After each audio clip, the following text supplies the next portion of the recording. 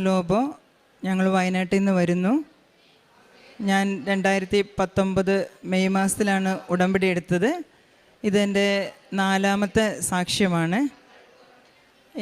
ഇപ്പം ഞാൻ പറയാൻ പോകുന്ന സാക്ഷ്യം കഴിഞ്ഞ മാസം നടന്ന അഖണ്ഡ ജപമാലയിലൂടെ ലഭിച്ച അനുഗ്രഹങ്ങളും അഖണ്ഡ ജപമാലയിലേക്ക് വരുന്നതിന് മുമ്പ് എനിക്ക് കിട്ടിയൊരു സൗഖ്യത്തെക്കുറിച്ചുമാണ്. സെപ്റ്റംബർ മാസത്തിൽ ഞാനിവിടെ വന്ന് ഉടമ്പടി പുതുക്കി. എൻ്റെ ഉടമ്പടി 14ാമത്തെ തവണ ഉടമ്പടി പുതുക്കാൻ പരിശുദ്ധ അമ്മ എന്നെ അനുഗ്രഹിച്ചു, സഹായിച്ചു. ഞങ്ങൾ കുടുംബം മുഴുവനും ഒരു ഉടമ്പടി ജീവിതം നയിച്ചുകൊണ്ടിരിക്കുന്നവരുമാണ്. അപ്പോൾ സെപ്റ്റംബർ മാസത്തിൽ ഉടമ്പടി പുതുക്കാനായിട്ട് വന്നപ്പം എൻ്റെ കയ്യിലിരിക്കുന്ന ഈ ജപമാല ഇവിടുത്തെ സ്റ്റോളിൽ നിന്ന് വാങ്ങിയതാണ്. ഇതിവിടെ അധികം നമ്മൾ കാണാറില്ല. എന്നാൽ ആ ജപമാല കണ്ടപ്പോൾ സ്റ്റോളിലുള്ള പിള്ളേരും ഭർത്താവും പറഞ്ഞു ഇത് മേടിച്ചോളാൻ. ആരോ എൻ്റെ കയ്യിലിത് അമ്മ തന്നെ വാങ്ങി വെച്ച് തരുന്നത് പോലെ എനിക്ക് ജപമാല കയ്യിലെടുത്തപ്പം അമ്മയുടെ കയ്യിൽ പിടിക്കുന്ന ഒരു അനുഭവം എൻ്റെ ഉള്ളിൽ ആരോ എന്നോട് പറഞ്ഞു അഖണ്ഡ ജപമാലയ്ക്ക് എനിക്ക് വരാൻ സാഹചര്യം ഒക്കുമോ എന്ന് എനിക്ക് നല്ല ഭയമുണ്ടായിരുന്നു. കാരണം ഞങ്ങൾക്ക് പ്രായാധിക്യമുള്ള ഡാഡി ഞങ്ങളുടെ കൂടെയുണ്ട്, 97 വയസ്സോളമായി. അതുകൊണ്ട് കുട്ടികളൊക്കെ ഉള്ളത് കൊണ്ട് ഞങ്ങൾക്ക് അങ്ങനെ ഉറപ്പായിട്ടും വരുമോ എന്ന് വരാൻ ആഗ്രഹമുണ്ടെങ്കിലും വരാൻ പറ്റുമോ എന്നുള്ള സംശയം എൻ്റെ മനസ്സിലുണ്ടായിരുന്നു. അപ്പോഴാണ് ഈ ജപമാല എൻ്റെ കൈ കിട്ടുകയും ഈ ജപമാല ഞാൻ തൊട്ടപ്പോൾ ഇത് പരിശുദ്ധ അമ്മയുടെ കരമാണിതെന്ന് ഉള്ളൊരു ഫീലിംഗ് എനിക്ക് വരികയും നീ അഖണ്ഡ ജപമാലയ്ക്ക് വരുമ്പം ഈ ജപമാലയാണ് കൊണ്ടുവരേണ്ടതെന്നൊരു സ്വരവും ഞാൻ കേൾക്കുകയുണ്ടായി. അങ്ങനെ സെപ്റ്റംബർ മാസം ഉടമ്പടിയൊക്കെ പുതുക്കി ഒക്ടോബർ മാസത്തിൽ അഖണ്ഡ ജപമാലയ്ക്ക് വരാൻ സാഹചര്യം ഒന്നും ഒത്തുവരുന്നില്ല, ഒന്നുകൊണ്ടും ഒത്തുവരുന്നില്ല. അങ്ങനെ ഇരിക്കെ എനിക്ക് എൻ്റെ യൂട്രസ് താഴോട്ട് ഇറങ്ങുന്ന ഒരു രോഗാവസ്ഥയും ബ്ലാഡറും യൂട്രസും താഴോട്ട് ഇറങ്ങി വരുന്നൊരു ബുദ്ധിമുട്ട് എനിക്കുണ്ടാകുകയും ഡോക്ടറെ കാണിച്ചപ്പോൾ അതുപോലെ കുറച്ച് നാൾ തലയണയൊക്കെ വെച്ച് ഉയരത്തിൽ വെച്ച് 2-3 തലയണയൊക്കെ ഉയരത്തിൽ വെച്ച് അങ്ങനെ ഒരു റെസ്റ്റ് എടുക്കാൻ എന്നോട് തൽക്കാലം ആവശ്യപ്പെട്ടു. എനിക്ക് നല്ല പനിയും വിറയലും എൻ്റെ കാലെടുത്ത് നിലത്ത് കുത്താൻ പോലും പറ്റാത്ത അസ്വസ്ഥതയിലൂടെ ഞാൻ കടന്നു പോവുകയായിരുന്നു. അപ്പം ഞാനിങ്ങനെ എൻ്റെ മനസ്സിൽ ഞാൻ വിചാരിച്ചു ഈ ഒരു അവസ്ഥയിൽ ഞാൻ അഖണ്ഡ ജപമാലയ്ക്ക് പോകുക എന്ന് വെച്ചാൽ അതൊരു പരീക്ഷണം പോലെ ആയിരിക്കുമല്ലോ, അങ്ങനെ പോകാനായിട്ട് സാധിക്കുമോ എന്നോർത്ത് ഞാൻ സങ്കടപ്പെട്ടു. എന്നാൽ ദൈവഹിതം അങ്ങനെയാണെങ്കിൽ ഞാൻ വരാൻ മാതാവ് ഇല്ലെങ്കിൽ അങ്ങനെ പോട്ടെ എന്ന് വിചാരിച്ചുകൊണ്ടിരുന്നു. എങ്കിലും ഈ അസ്വസ്ഥത എനിക്ക് കൂടി വന്നു. ഉള്ളിൻ്റെ ഉള്ളിൽ അഖണ്ഡ ജപമാലയ്ക്ക് വരണം എന്നുള്ള ആഗ്രഹവും കൂടി വന്നപ്പോൾ എന്തായാലും ശരി, ഒരു ഡോക്ടറുടെ അടുത്ത് പോയി ഒന്നുകൂടെ സ്കാൻ ചെയ്ത് ഒന്നുകൂടെ നോക്കാം. ഇത് വളരെ ഗുരുതരമായ അവസ്ഥയിലാണെങ്കിൽ നമ്മളൊരു അബദ്ധം കാണിക്കുന്നത് പോലെ ആവുമല്ലോ എന്ന് വിചാരിച്ച് ഡോക്ടറെ അടുത്ത് സ്കാനിങ്ങിന് പോകാൻ ഒരുങ്ങുമായിരുന്നു. പെട്ടെന്ന് ഞാൻ ഉടമ്പടി തൈലമെടുത്ത് എൻ്റെ അടിവയറ്റിൽ പൂശി കുരിശ് വരച്ച് വിശ്വാസ പ്രമാണം ചൊല്ലി ഉടനെ തന്നെ എന്തോ ഒരു ക്ലിപ്പിട്ട് വലിക്കുന്നത് പോലെ എൻ്റെ അടിവയറ്റിലൊരു അനുഭവം ഉണ്ടാവുകയും ഞാൻ കുട്ടികളോടും ജീവിത പങ്കാളിയോടും പറഞ്ഞു പരിശുദ്ധ അമ്മ തൊട്ടതുപോലെ എനിക്ക് അനുഭവപ്പെട്ടു ശരിക്കും എന്ന് പറഞ്ഞു. അങ്ങനെ ഹോസ്പിറ്റലിൽ പോയി സ്കാൻ ചെയ്ത് നോക്കുമ്പം റിസൾട്ട് കണ്ടപ്പം അങ്ങനെ യാതൊരു കുഴപ്പം മുൻപേ ഉണ്ടായിരുന്ന കുഴപ്പം പോലില്ലാതെ പരിശുദ്ധ അമ്മ എന്നെ തൊട്ട് സുഖപ്പെടുത്തുകയുണ്ടായി. ഇതെൻ്റെ 1ാമത്തെ സാക്ഷ്യം. അങ്ങനെ അഖണ്ഡ ജപമാലയിൽ ഞങ്ങൾക്ക് വന്ന് പങ്കെടുക്കുവാനും വളരെ ക്ലേശമായിരുന്നു. ഞങ്ങൾ മുൻ പ്ലാനിങ് ഇല്ലാതെ വന്നതുകൊണ്ട് 12 മണി കഴിഞ്ഞ് ഞങ്ങൾ ഇവിടെ എത്തുമ്പം ഇപ്പോൾ ഇവിടെ താമസിക്കും എങ്ങനെയാണ് എനിക്ക് യാത്രയുടെ ക്ഷീണം അങ്ങനെയൊക്കെ ഉള്ളത് കൊണ്ട് എന്നാലും അമ്മ ഒരുക്കി തരും എന്നുള്ളത് പോലെ ഈ ശരിക്കും പറഞ്ഞാൽ ഈ കൃപാസനത്തിൻ്റെ തൊട്ടപ്പുറത്തൊരു 10 അടി നടന്നാൽ അപ്പുറത്തൊരു വീട്ടിൽ ഞങ്ങൾക്കായൊരു റൂം ഏറ്റവും ഒരു ക്രൈസ്തവ ഭവനം തന്നെ മാതാവ് ഒരുക്കി തന്ന് അഖണ്ഡ ജപമാല ഭക്തിയോടെ പങ്കെടുക്കാൻ ഞങ്ങൾക്ക് അവസരം ലഭിച്ചു. അപ്പോൾ തന്നെ അഖണ്ഡ ജപമാലയിൽ പോകുമ്പോൾ ഉണ്ടായിരുന്ന എൻ്റെ പ്രത്യേക നിയോഗം, ഞങ്ങൾക്ക് 4 മക്കളാണ്. അപ്പോൾ ഇവരെല്ലാവരും ഉടമ്പടി ജീവിതവും പരീക്ഷയും പാസ്സാവലും ഒക്കെ ആയിട്ട് അങ്ങനെ പോയിക്കൊണ്ട് ഇരുന്ന കുട്ടികളാണ്. പിന്നീട് പഠിത്ത കാര്യങ്ങൾ അങ്ങനെയുള്ള സമ്മർദ്ദമൊക്കെ വന്നപ്പം ഇവരെല്ലാം ചെയ്യും, ചടങ്ങായിട്ടെല്ലാം ചെയ്യും. ഇവർ പള്ളിയിൽ കൊയറിൽ ഇവരാണ് പാടുന്നത്. അങ്ങനെയുള്ള കാര്യങ്ങൾ ഇവർ ചെയ്യുന്ന കാര്യങ്ങളൊക്കെ യാന്ത്രികമായല്ല, അതരം കൊണ്ടല്ല വ്യായാമമുണ്ട്. പക്ഷെ ഹൃദയത്തിൽ ഇവരിലെ ദൈവസ്നേഹ വറ്റിപ്പോകുന്ന ഒരു അവസ്ഥ കാണുന്നത് എനിക്ക് വലിയ വിഷമാകാൻ തുടങ്ങി. അപ്പം നമ്മൾ അച്ഛൻ പറയുന്നത് പോലെ നമ്മൾ ആരെയും പിടിച്ച് കയറ്റി കൊണ്ടുവരേണ്ടവരല്ല, അവർക്ക് തനിയെ തോന്നുന്നത്, അവർ അറിഞ്ഞുകൊണ്ട് അവർ ചെയ്യുന്നതല്ല, അവരറിയാതെ അവരിലുള്ള അഭിഷേകം ചോർന്നു പോകുന്നത് നമുക്ക് നന്നായിട്ട് മനസ്സിലാകാനായിട്ട് തുടങ്ങി. അപ്പോൾ അഖണ്ഡ ജപമാലയ്ക്ക് വരുമ്പം ഇതായിരുന്നു ഞങ്ങളുടെ നിയോഗം. കുട്ടികളെ മറ്റുള്ളവരെല്ലാം ഇവരെ കൈയടിച്ച് നന്നായി പ്രോത്സാഹിപ്പിക്കും, എല്ലാം ഭംഗിയായിട്ട് ചെയ്യും, കൃത്യമായിട്ട് ചെയ്യും. സിസ്റ്റേഴ്സ് ആണെങ്കിലും അച്ഛന്മാരാണെങ്കിലും എല്ലാം അങ്ങനെ ചെയ്യും. പക്ഷേ ഇവിടെ ആന്തരികതയിൽ വ്യത്യാസം ശരിക്കും അമ്മമാർക്കാണല്ലോ ശരിക്കും മനസ്സിലാവുക. അങ്ങനെ കണ്ടപ്പം ഈ ഒരു നിയോഗം പ്രത്യേകമാം വെച്ച് അഖണ്ഡ ജപമാലയിൽ പങ്കെടുത്തു. 4 കുട്ടികളുടെ ഫോട്ടോയും എൻ്റെ ഉടമ്പടി പത്രികയുടെ അകത്ത് വെച്ചാണ് ഞാൻ ഈ യാത്ര അഖണ്ഡ ജപമാലയിൽ പങ്കെടുത്തത്. അത്ഭുതമെന്ന് പറയട്ടെ പ്രിയപ്പെട്ടവരെ, ഈ അഖണ്ഡ ജപമാല പ്രാർത്ഥന കഴിഞ്ഞ് വീട്ടിലെത്തിയ ശേഷം എൻ്റെ മൂത്ത മോൾ പഠിക്കുന്നത് BSc നേഴ്സിംഗ് ആണ്. മുന്നേ അവൾക്ക് വലിയ അത്ഭുത രോഗശാന്തിയൊക്കെ കിട്ടി. അവൾ ഉടമ്പടി ജീവിതം തുടർന്നുകൊണ്ടിരിക്കുന്ന കുട്ടിയാണ്.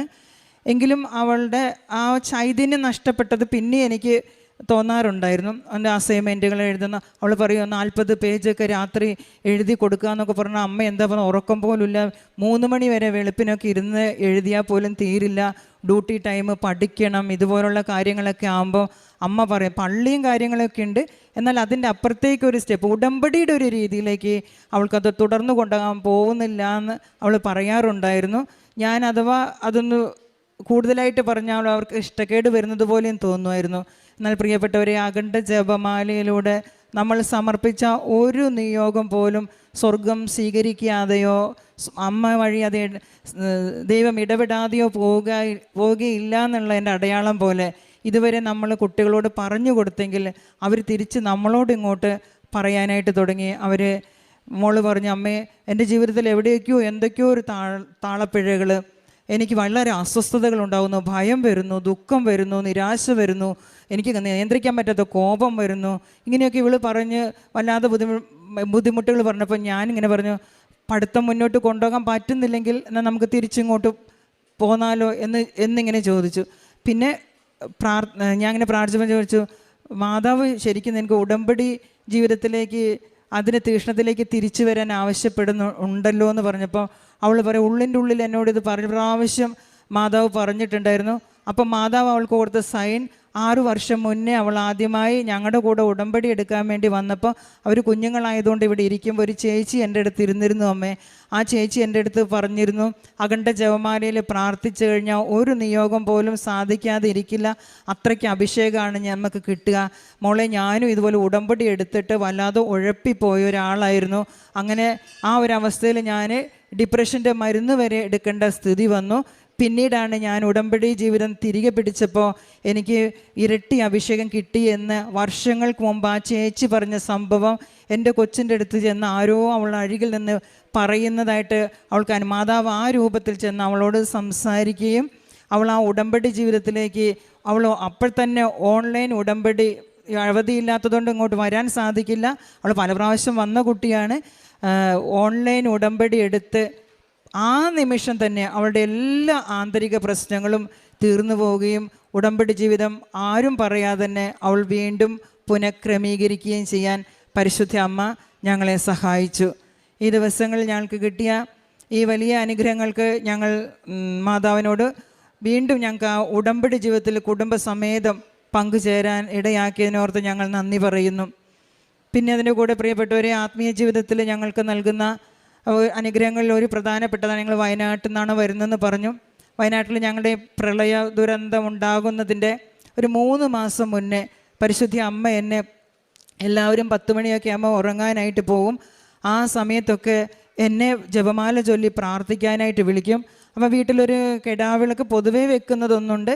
പേഴ്സണലായിട്ട് പ്രാർത്ഥിക്കാൻ വേണ്ടി ഒരു കെടാവിളക്ക് ഞാൻ എൻ്റെ പേഴ്സണൽ പ്രെയറിൻ്റെ അവിടെ വയ്ക്കും. അതിനകത്ത് കൃപാസന മാതാവിൻ്റെ നമ്മളെ ഉടമ്പടി തൈലത്തിൻ്റെ ഒരു തുള്ളി തൈലം കൂടെ അതിനകത്ത് ഒഴിച്ച് പ്രാർത്ഥിച്ചുകൊണ്ട്, ആ പ്രാർത്ഥന എത്ര തീഷ്ണതയോടെയാണ് പരിശുദ്ധി അമ്മ ചെയ്യിച്ചതെന്ന് നമുക്ക് പറയാൻ പറ്റില്ല.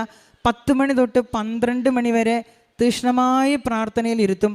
12 മണിക്ക് ക്ലോക്കിൽ സൂചി ഒന്നിച്ച് വരുന്ന സമയത്ത് എന്നോട് പറയും, ആ സമയത്ത് എന്നെ പ്രത്യേകം ഒരു സ്വരമായിരിക്കും, സാഷ്ടാംഗം പ്രണമിച്ച് പ്രാർത്ഥിക്കുക, പ്രകൃതിയെ പ്രപഞ്ച സൃഷ്ടാവിന് സമർപ്പിച്ച് പ്രാർത്ഥിക്കുക എന്ന്. പ്രിയപ്പെട്ടവരെ, ആ 12 മണിക്ക് ആ സമർപ്പണം കഴിഞ്ഞു കഴിയുമ്പോൾ 12 മണി തൊട്ട് 1 മണി വരെയുള്ള സമയങ്ങളിൽ പിന്നെ കണ്ണുനീരിൻ്റെ മഴ പെയ്യുന്ന പോലെ കണ്ണുനീരൊഴുക്കി 3 മാസം പ്രാർത്ഥിപ്പിച്ചു കൊണ്ടിരുന്നു എന്നുള്ളതായിരുന്നു. ഇതെന്താണ്, ആർക്ക് വേണ്ടിയാണ്, എന്തിനു വേണ്ടിയാണെന്ന് ചോദിക്കുമ്പോൾ ഇത് സ്വർഗത്തിൻ്റെ നിയോഗമാണ്, ഇത് കന്യകാമറിയത്തിൻ്റെ നിയോഗമാണെന്നുള്ളൊരു സ്വരം മാത്രം കേൾക്കും. പ്രാർത്ഥിച്ചു കൊണ്ടേയിരുന്നു. ഈ ഉരുൾപൊട്ടലുണ്ടാകുന്നതിൻ്റെ തലേ ദിവസം രാത്രി മാതാവ് ആ ഉരുൾപൊട്ടുന്ന ആ സ്ഥലത്ത് സ്വപ്നത്തിൽ എന്നെ കൊണ്ടുപോവുകയും അവിടെയുള്ള സുവിശേഷമൊന്നും അധികം എത്താത്തൊരു സ്ഥലത്ത്, സാധാരണക്കാരായ മനുഷ്യർ ജീവിക്കുന്ന ഒരു സ്ഥലത്ത് ഞാൻ പോകുന്നു. എൻ്റെ ജീവിത പങ്കാളിയുണ്ട്, 2 സിസ്റ്റേഴ്സുണ്ട്. ഞാൻ അവിടെ പോയി സുവിശേഷം പ്രസംഗിക്കുന്നു. പക്ഷെ പലരും എന്നെ ശ്രദ്ധിക്കുന്നില്ല.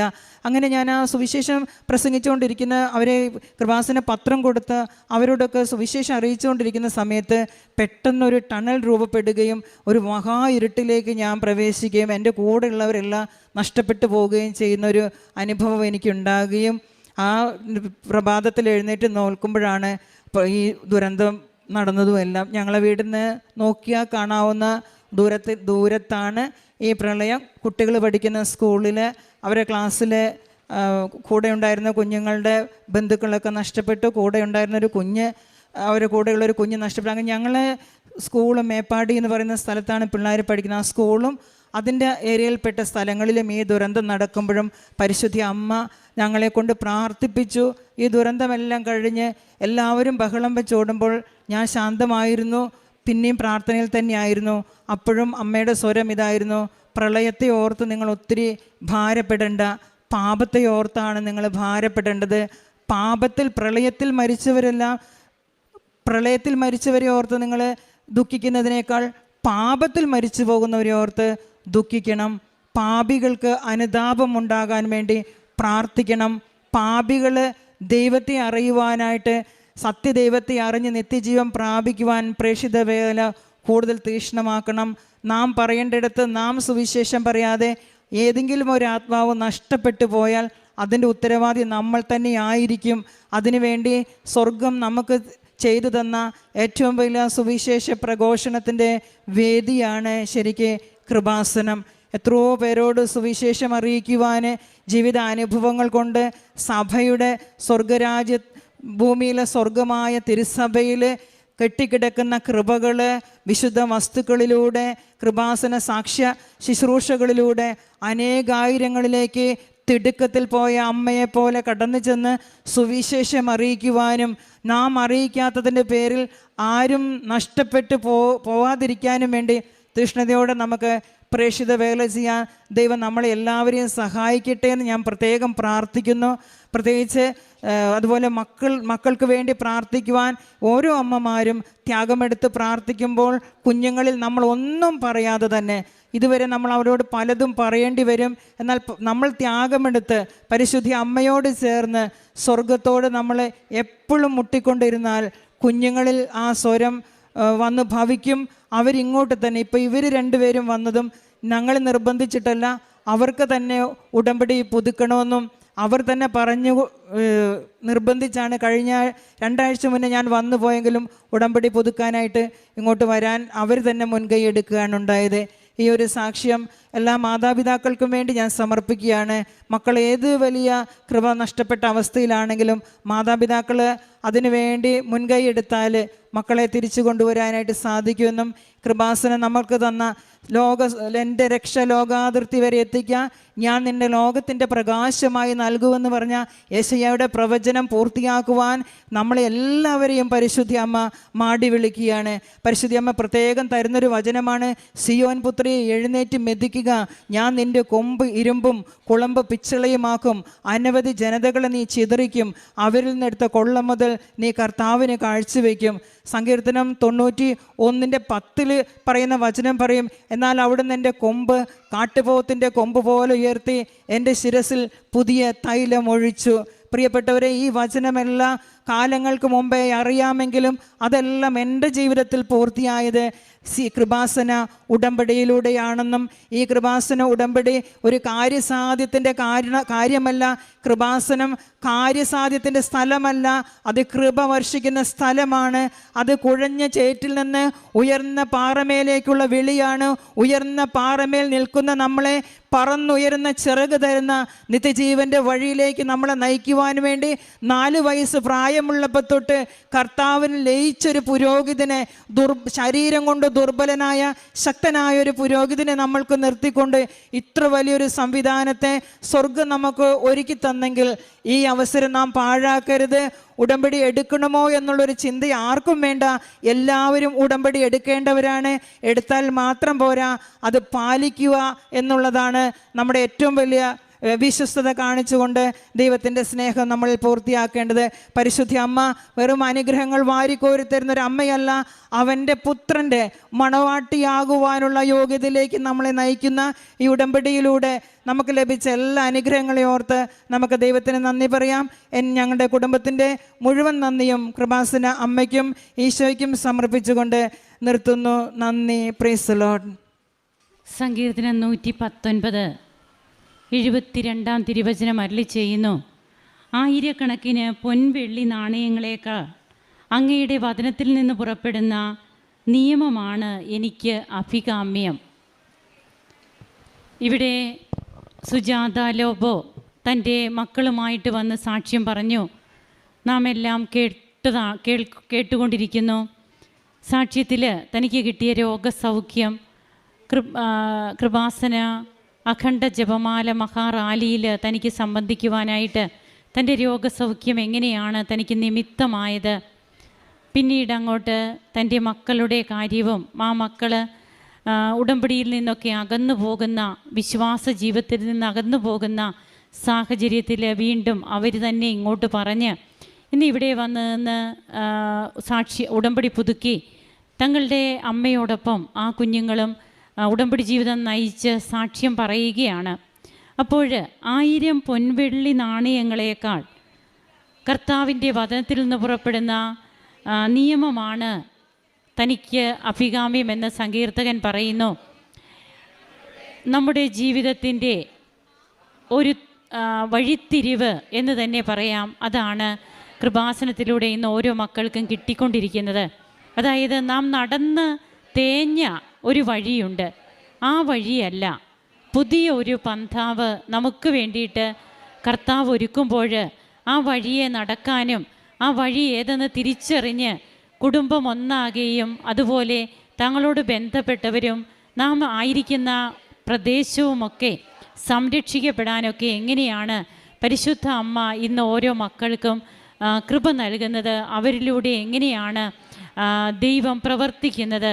അങ്ങനെ തൻ്റെ ആത്മീയ ജീവിതം അമ്മയോട് ചേർന്നുകൊണ്ടുള്ള ജപമാല പ്രാർത്ഥനകൾ, അതിലൂടെയൊക്കെ തനിക്ക് കിട്ടിയ ഉൾക്കാഴ്ചകൾ, അങ്ങനെ ഇന്ന് എങ്ങനെയാണ് തൻ്റെ മക്കളെയും കുടുംബത്തെയും മുമ്പോട്ട് കൊണ്ടുപോകുവാനായിട്ട് പരിശുദ്ധ അമ്മയുടെ കൈപിടിച്ച്